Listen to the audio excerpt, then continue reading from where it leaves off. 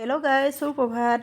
তো আজি মই আৰু মায়ে মিলি খেৰবিলাক কাটি বইল কৰা হৈছে, যিহেতু মাছৰুম বনাম ঘৰতে।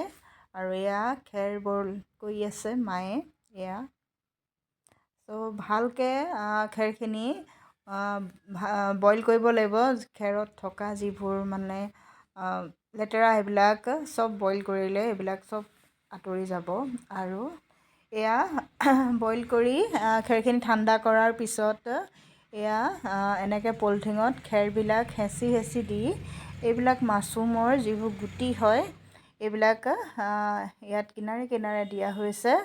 এয়া মাছৰুমৰ গুটি কিনাৰে কিনাৰে দিয়া হৈছে।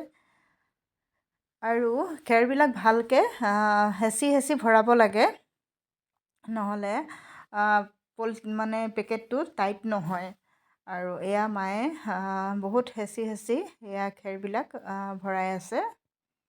এয়া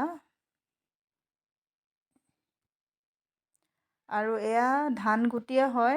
কিছুমান মেডিচিন মিলাই কিবা মানে ভেঁকুৰ টাইপৰ ধানবিলাক কৰি দিছে, সেয়াই পিছত ইয়াত পলিথিনত ভৰালে মাছৰুম হৈ যায়। ত' আজি টোপোলাবিলাক ডাঙত এনেকৈ ওলোমাই থোৱা হৈছে। এয়া ডাং আৰু তক্তা দি এয়া ওলমাই থোৱা হৈছে। আৰু টোপোলাবিলাকৰ য'ত গুটি দিছে তাত ফুটা কৰি কপা ভৰাই দিয়া হৈছে।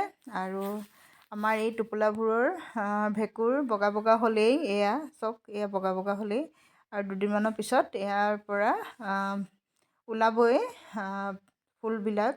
প্ৰথমে অকণি অকণি ফুল ওলাব, তাৰ পৰা ডাঙৰ ডাঙৰ হ'বগৈ। আজি ভিডিঅ'টো কেনেকুৱা লাগিলে আপোনালোকে জনাব। আৰু আগলৈকে এনেকৈ সৰু সৰু ভিডিঅ' আপোনালোকক দি যাম। আপোনালোকে চাব, ভাল পালে লাইক, শ্বেয়াৰ, ছাবস্ক্ৰাইব